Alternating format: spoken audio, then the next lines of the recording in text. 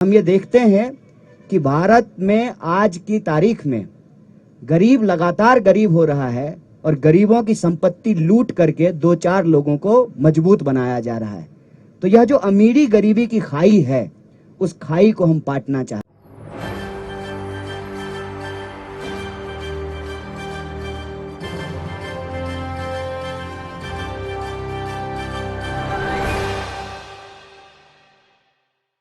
नमस्कार, आपके साथ मैं हूं ऋतिक सविता। स्वागत है आपका SPN9 न्यूज में। आपने जो अभी चंक देखा होगा उसमें आप साफ तौर पर समझ गए होंगे कि कन्हैया कुमार यहां पर कितना बड़ा खुलासा करते हैं। आखिर क्यों आज हमारे देश में युवा बेरोजगार है, क्यों हमारे देश की संपत्ति को किसी और को दे दिया जाता है, आखिर क्यों आज नरेंद्र मोदी को ये सारी बातें सुननी पड़ रही हैं। अगर देश की सरकार बहुत अच्छा काम करती तो शायद आज कन्हैया कुमार इतनी बड़ी बात नहीं कहते। लेकिन आपने सभी ने देखा किस तरीके से यहाँ पर मोदी अडानी भाई भाई के नारे लगाए जा रहे हैं। इसके बावजूद भी देश के प्रधानमंत्री शांत हैं। लेकिन कन्हैया कुमार ने बड़ा खुलासा किया है। कन्हैया कुमार ने ये बता दिया है कि आखिर देश का माहौल क्या है और आखिर क्यों यहाँ पर युवाओं को रोजगार नहीं दिया जाता है। बहुत बड़ा खुलासा यहाँ पर कर दिया है। पहले आप इस वीडियो को देखिए। भारत जोड़ो यात्रा में हम क्या जोड़ने के लिए निकले हैं।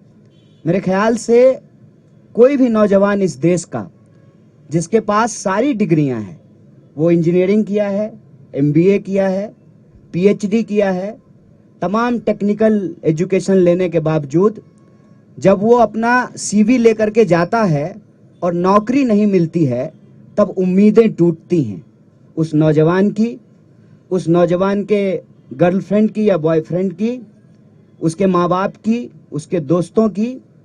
और ये जो उम्मीदें टूट रही हैं ना बेरोजगारी के चलते, उस उम्मीद को जोड़ने के लिए हम निकले हैं। जब आपको ये खबर आती है या आप कोई वीडियो देखते हैं कि किसी इंसान को उसके पहचान के चलते, चाहे तिलक देखकर या टोपी देखकर, उसके साथ मारपीट की जा रही है, उसकी टांगें तोड़ दी गई है, तब आपका दिल टूटता है। उस टूटे हुए दिल को जोड़ने के लिए निकले हैं। इसमें हमको कोई कंफ्यूजन नहीं है। सरदार वल्लभ भाई पटेल कांग्रेस पार्टी के नेता थे, कांग्रेस पार्टी के प्रभावशाली नेता थे। उन्होंने इस देश को और कांग्रेस पार्टी ने ज्योग्राफिकली भारत को जोड़ दिया है और जब भी उसको तोड़ने की कोशिश की जाती है तो कांग्रेस पार्टी के नेता मजबूती से उसको निपटते हैं। कल हम लोग इंदिरा जी को याद करेंगे। चाहे जान गंवानी पड़ जाए, जमीन जो देश से जुड़ा हुआ है, कांग्रेस पार्टी को रहते हुए उसको कोई नहीं तोड़ सकता है। लेकिन जो ज्योग्राफिकली हमारा देश इकट्ठा है, वो इमोशनली भी इकट्ठा रहे। इमोशनली इकट्ठा होने का मतलब है कि हमारे पहचान के आधार पे, हमारे विचार के आधार पे, हमारे जिंदगी जीने के तौर तरीके के आधार पर, हमारी इकोनॉमिक कंडीशन के आधार पर, हमारी भाषा बोली के आधार पर कोई हमको बांट ना सके। और हम ये देखते हैं कि भारत में आज की तारीख में गरीब लगातार गरीब हो रहा है और गरीबों की संपत्ति लूट करके दो चार लोगों को मजबूत बनाया जा रहा है। तो यह जो अमीरी गरीबी की खाई है, उस खाई को हम पाटना चाहते हैं। जिस तरीके से आज small scale medium scale industries बर्बाद हो रहे हैं, नौजवानों को नौकरियां नहीं मिल रही हैं, लाखों पोस्ट जो है वो सरकारी क्षेत्रों में खाली पड़े हुए हैं, वैकेंसीज हैं, उस उम्मीद को हम जोड़ना चाहते हैं। देश के अंदर हम देख रहे हैं कि लगातार राजनीतिक कल्चर ऐसा बनता जा रहा है कि अपने विरोधियों को चुप कराया जाता है। और यह सवाल बार बार लोग पूछते थे, विपक्ष कहाँ है? जो लोग देखना चाहते हैं आंख में सूरमा लगा करके देख लें, विपक्ष सड़कों पे खड़ा है। कांग्रेस पार्टी पहले भी लड़ रही थी, लेकिन हमारा मैसेज नहीं पहुंच रहा था लोगों तक। तो पार्टी ने यह तय किया कि हम लोगों तक पहुंचेंगे सीधे, बिना किसी सोशल मीडिया या मीडिया के वो रहे, उनका समर्थन जितना मिलना है वो मिले, लेकिन हम सीधे लोगों तक पहुंचेंगे। जैसे महात्मा गांधी सीधे लोगों तक पहुंचते थे, आज राहुल जी सीधे लोगों तक पहुंचने की कोशिश कर रहे हैं। एक तो ये सवाल आज कोई भी ईमानदारी से समझ सकता है कि कांग्रेस पार्टी एक मजबूत विपक्ष की भूमिका सड़कों पे निभा रही है और सिर्फ कांग्रेस पार्टी निभा रही है। कई बार यह कंफ्यूजन क्रिएट किया जाता है, यहाँ तेलंगाना में भी यह कंफ्यूजन है कि बीजेपी से कौन लड़ेगा। अव्वल तो बीजेपी से लड़ने का क्या मतलब है? अगर बीजेपी से लड़ने का मतलब उसकी ही विचारधारा पे चलना है तो फिर वो कोई लड़ाई नहीं है। उसको कहते हैं हमारे यहाँ कि सूडो बॉक्सिंग हो रहा है। दिन में बॉक्सिंग करेंगे, मीडिया स्टूडियो में बैठ करके बॉक्सिंग करेंगे और शाम में पैग लड़ाएंगे। तुम तुम्हारा, हम हमारा, इधर का बैग उधर, उधर का बैग इधर। ये कोई लड़ाई नहीं है, विचारधारात्मक लड़ाई होती है। और इस देश में ये विचारधारात्मक लड़ाई है गोडसे और गांधी के बीच में। और इस देश ने हमेशा गांधी को चुना है, आज भी गांधी को चुनना पड़ेगा। और यह बात मैं आपसे ईमानदारी से साझा करना चाहता हूं, जो राहुल जी के बारे में परसेप्शन बनाया गया लाखों करोड़ों खर्च करके, और उस परसेप्शन के चलते जो हमारे दोस्त थे, जो उनके धूर विरोधी हुआ करते थे, वो फोन करके कहते हैं कि बहुत अच्छा काम कर रहे हैं आप लोग। ये परसेप्शन इतनी जल्दी बदलनी शुरू हो गई है, इसीलिए सत्ता में बैठे हुए लोगों की खलबलाहट है।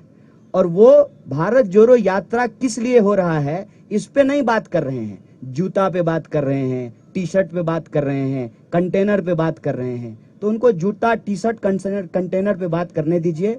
हम आपसे ये कहना चाहते हैं कि जब आज हमारी भारत यात्रा पांचवें राज्य में पहुंची है, 1300 से ज्यादा किलोमीटर जब हम चल चुके हैं, हजारों लाखों करोड़ों आंखों और चेहरों को जब हम पढ़ रहे हैं, तो एक बात हम आपको कह सकते हैं विश्वास के साथ, उदयपुर राजस्थान में जब कांग्रेस पार्टी के नेताओं ने, जिसको हम कहते हैं उदयपुर डिक्लेरेशन, ये निर्णय लिया कि हम भारत जोड़ो यात्रा करेंगे, तब वो निर्णय कांग्रेस पार्टी के नेताओं का निर्णय था।